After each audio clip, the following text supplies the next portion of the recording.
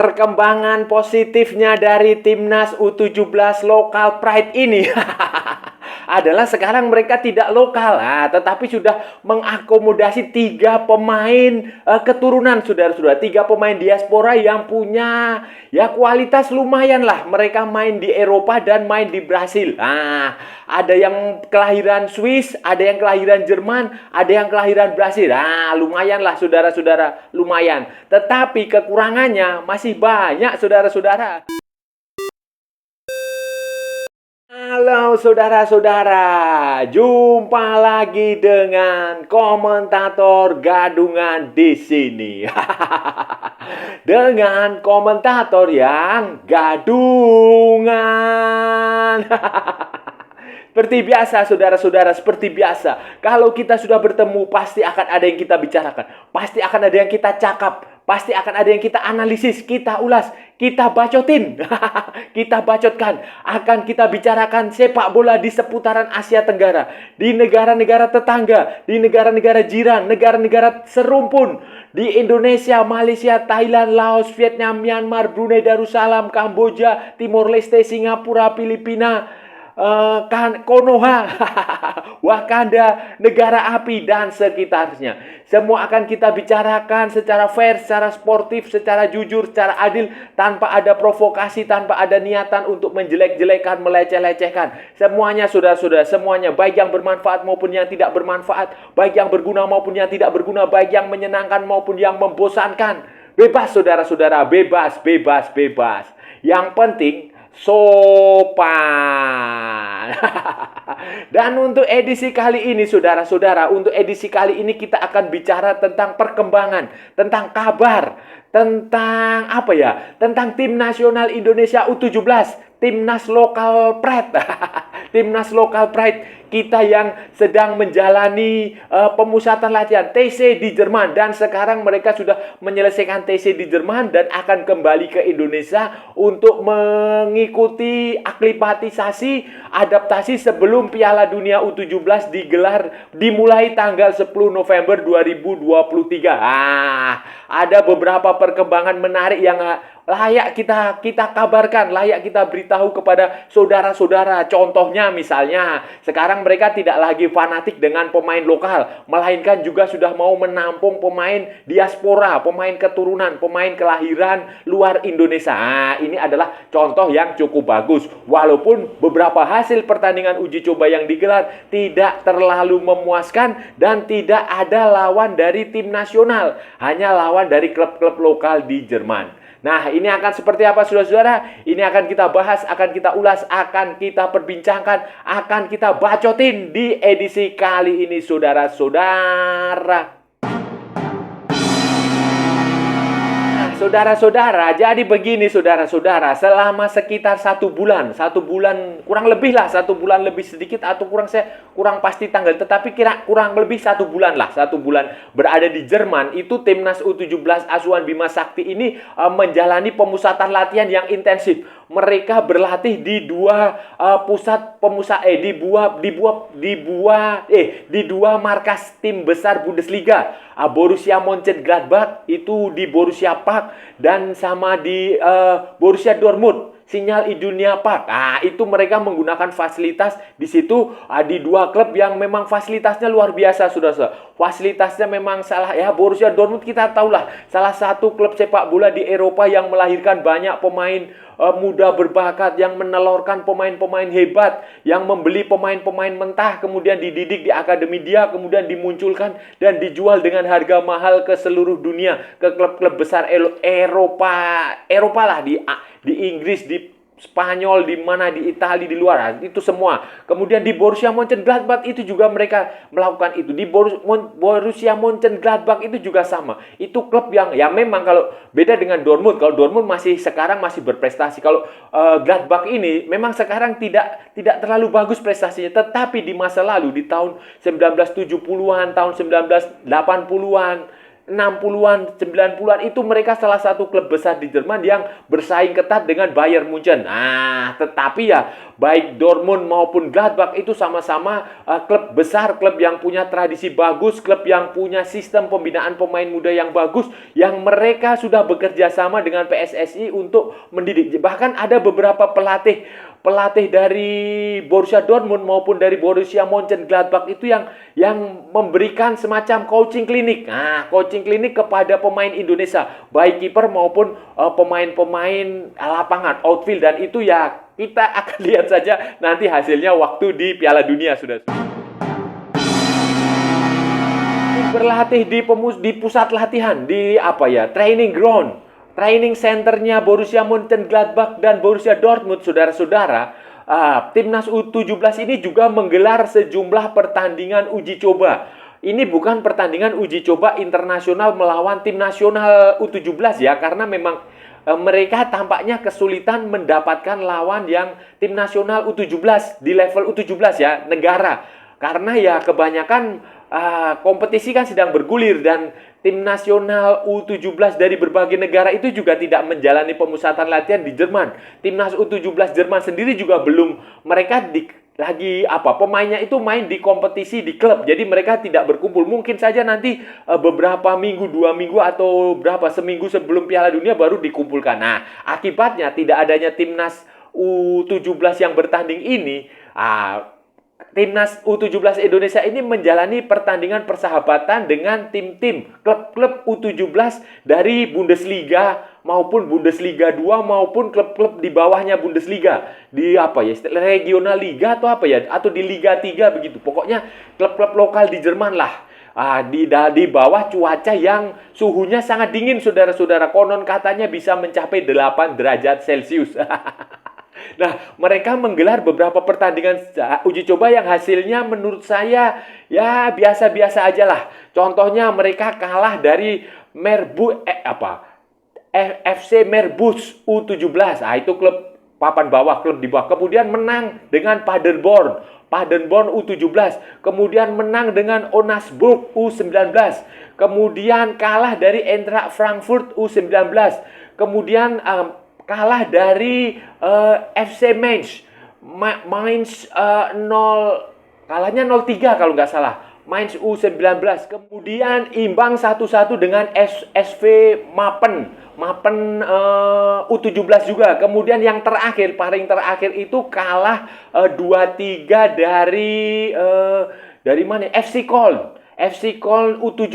Nah, itu adalah beberapa kayak seperti Eintracht Frankfurt, kemudian FC Köln itu adalah klub dari Mainz. Mainz itu klub dari Bundesliga 1 kalau nggak salah. Sementara Paderborn, kemudian SV Mappen itu kalau nggak salah dari Bundesliga 2. Terus sisanya dari Bundesliga Liga 3 dan regional liga ya, setara divisi 3, divisi 4. Itu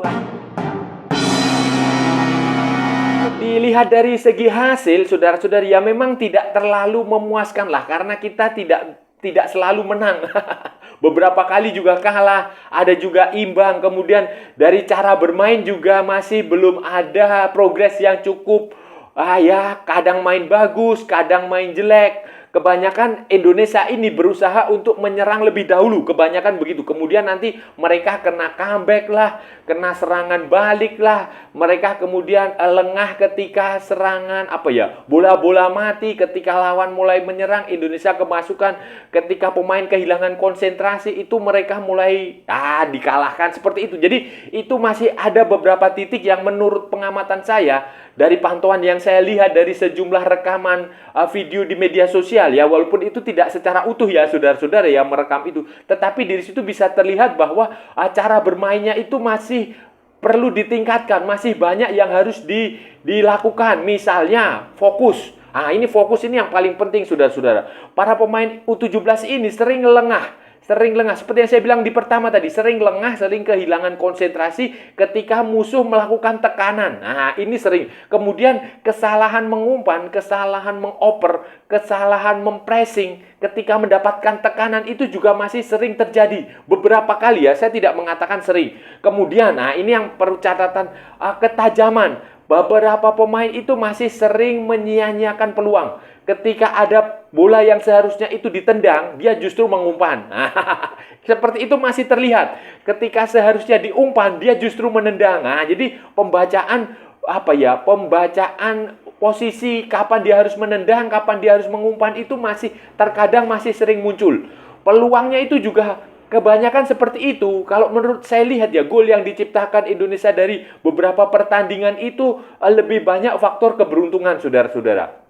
Ya itu harus kita akui seperti itu, harus jujur kita akui seperti itu. Ada lebih banyak faktor keberuntungan daripada faktor kerja keras, daripada faktor kerjasama. Beberapa bahkan mengandalkan individual, kemampuan individual pemain yang seharusnya itu tidak boleh terlalu dominan, saudara-saudara, tidak perlu dominan. Dan itulah kelemahan yang menurut saya harus diselesaikan dalam waktu ya beberapa minggu lagi lah sebelum Piala Dunia U17 diselenggarakan, saudara. Tapi saudara-saudara, dari berbagai macam kelemahan itu, saudara-saudara, ada satu yang menurut saya positif, saudara-saudara. Menurut saya positif dan sesuai dengan harapan banyak penggemar sepak bola Indonesia, banyak pendukung fansnya Indonesia itu berharap banyak itu ternyata dijawab dengan bagus lah. Itu adalah keterlibatan pemain keturunan, pemain diaspora. Waktu seleksi di Jakarta itu kan ada 6 atau 7 pemain diaspora itu semuanya dicoret. Semuanya dicoret. Kemudian ada beberapa pemain diaspora yang tidak punya paspor Indonesia itu tidak mau diusahakan walaupun dia sudah main di timnas Belanda U17, dia sudah main di timnas mana ya? Timnas Inggris, timnas Qatar. Walaupun nama-nama seperti yang selama ini mencuat yang seperti si Urep itu, Julian Urep, kemudian si siapa itu yang di Tottenham Hotspur itu tidak ada, tetapi ya itu masih jauh lebih baik daripada tidak ada sama sekali, karena ada 3 pemain diaspora itu yang pada akhirnya berhasil ditunjuk untuk memperkuat timnas U17. Itu ada 3, itu seperti Yan Damanik, Chow Damanik, Chow Yun Damanik. Iya benar, Chow Yan Damanik itu adalah pemain kelahiran Swiss. Kemudian ada lagi si Welber Jadim, sudah pasti pemain kelahiran Brasil. Kemudian ada lagi si Amar Berkik, pemain kelahiran Jerman. Kelahiran Jerman, keturunan Bosnia Herzegovina dan Indonesia. Itu adalah 3 pemain keturunan diaspora yang mendapatkan kesempatan bermain. Chow Yan Damanik ini adalah pemain dari Lawson Sport. Lawson itu adalah salah satu klub di Swiss, di Liga Super Swiss, klub bagus di Swiss. Dia keturunan dari, kalau nggak salah itu dari Medan, dari Sumatera Utara. Dia kelahiran Lawson 24 Agustus 2007. Dan dia sudah lama dipantau. Dia keturunan kelahiran Swiss, tetapi darahnya itu dari Afrika, dari Togo dan Pantai Gading. Kalau nggak salah ayahnya apa ibunya itu dari Pantai Gading, dari keturunan Pantai Gading Toga, sementara yang satunya dari Indonesia tetapi lahir dan besar di Swiss. Ibunya itu berasal dari Swiss. Kemudian dia punya paspor Indonesia, saudara-saudara, Chow Yan Damanik ini. Dan dia sudah terlibat dalam pemusatan latihan di Jerman ini dan tampil cukup lumayan lah, saudara-saudara, lumayan punya prospek. Berikutnya adalah Amar Berkik. Amar Berkik ini orang tuanya dari Indonesia, dari Bosnia Herzegovina, tapi dia lahir di Frankfurt, Jerman. Dan dia sudah sejak kecil itu memang main bola, saudara-saudara. Posisinya itu adalah winger, gelandang serang bisa, second striker bisa, sayap murni bisa. Pokoknya pemain attacking di sektor sayap. Kalau nggak salah kiri, posisinya kiri. Dia sejak kecil itu dia banyak menimba ilmu di berbagai klub di mana itu, di Frankfurt. Di Frankfurt, klub kecil di Frankfurt.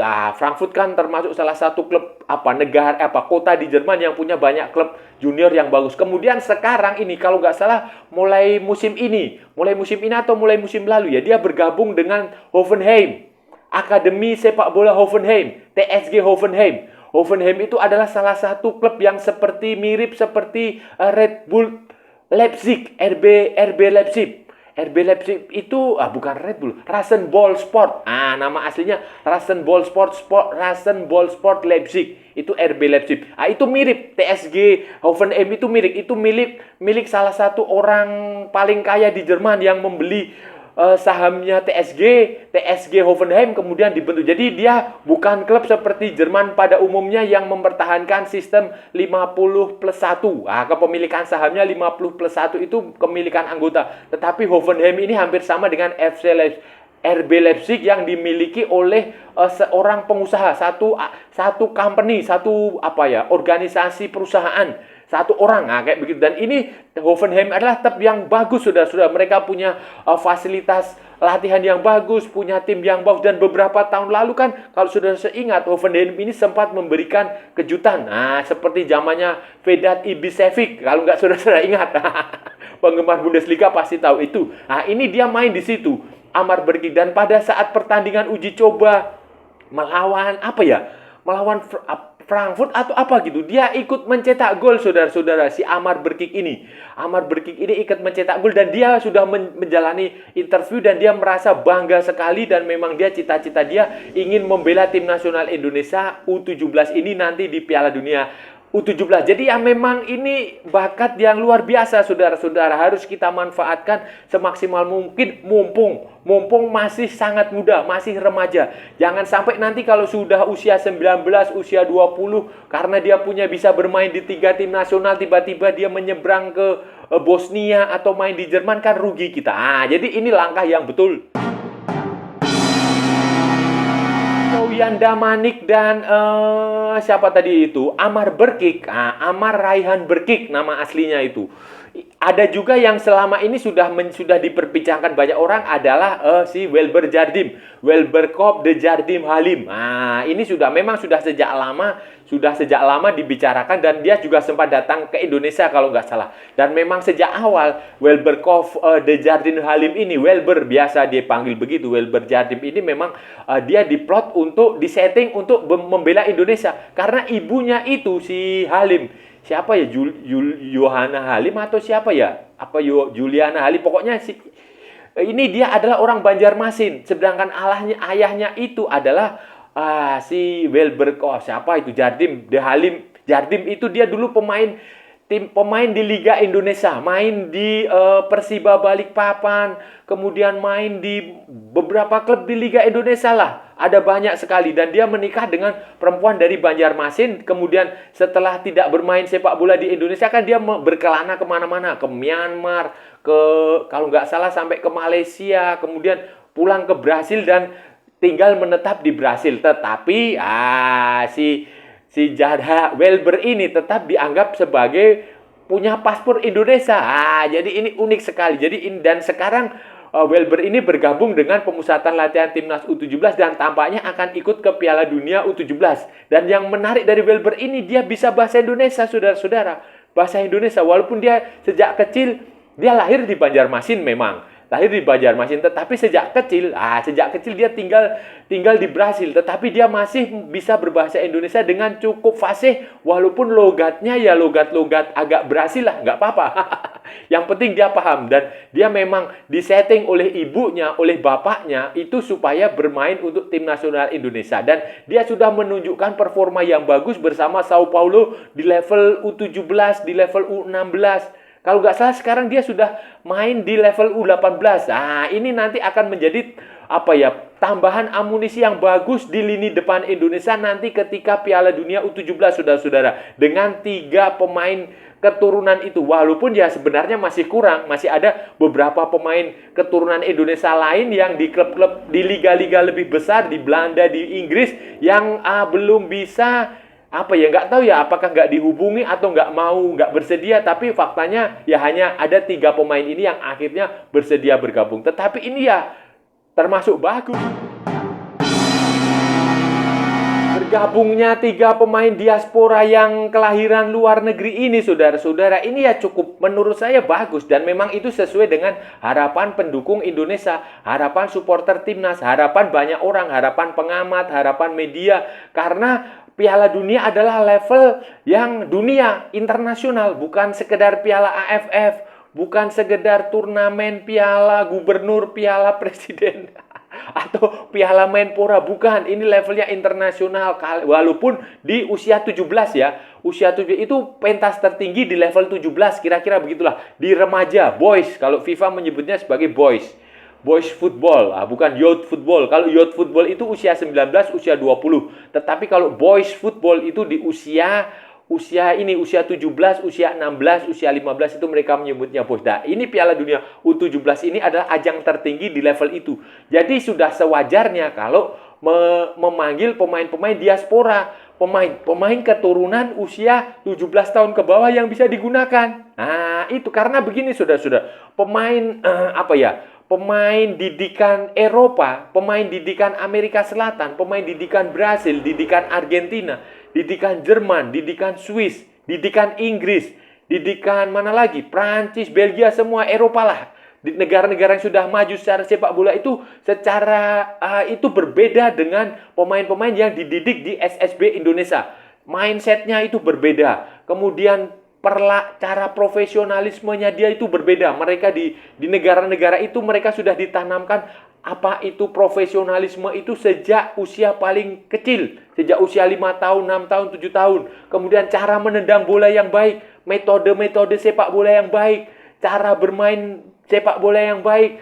Asupan gizi, asupan vitamin, asupan makanan. Itu semua diperhatikan secara runtut.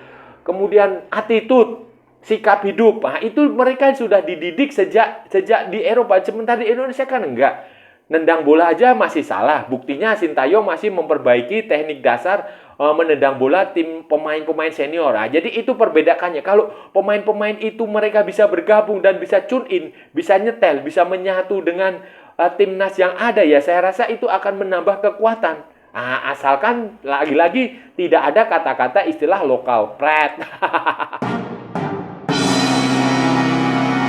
Saudara-saudara, itu tadi pembahasan kita hari ini, saudara-saudara.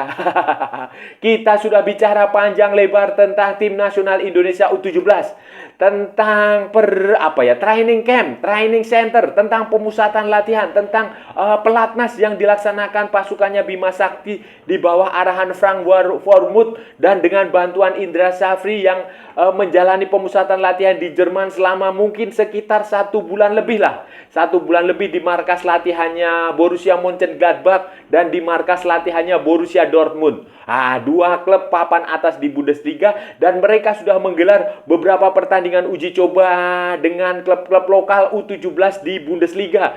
Klub baik di level Bundesliga maupun tim yang di level bawahnya. Mereka juga sudah mau menampung pemain naturalisasi. Bukan pemain naturalisasi, saudara-saudara. Pemain keturunan, pemain diaspora, pemain kelahiran luar negeri. Selain si Welber Jardim yang kelahiran Brasil yang main di Sao Paulo, ada juga pemain dari Swiss, dari Lausanne Sport, itu di klub kasta tertinggi Swiss itu namanya Coudamanik, pemain keturunan Medan, Sumatera Utara. Kemudian ada lagi Amar Berkik, pemain kelahiran Frankfurt, Jerman dari keturunan Bosnia Herzegovina dan Indonesia yang main di Hoffenheim Under 17, dan ketiganya sudah diberi kesempatan bermain dan menunjukkan performa yang bagus, sama halnya dengan pemain-pemain keturunan Indonesia yang ada di level senior.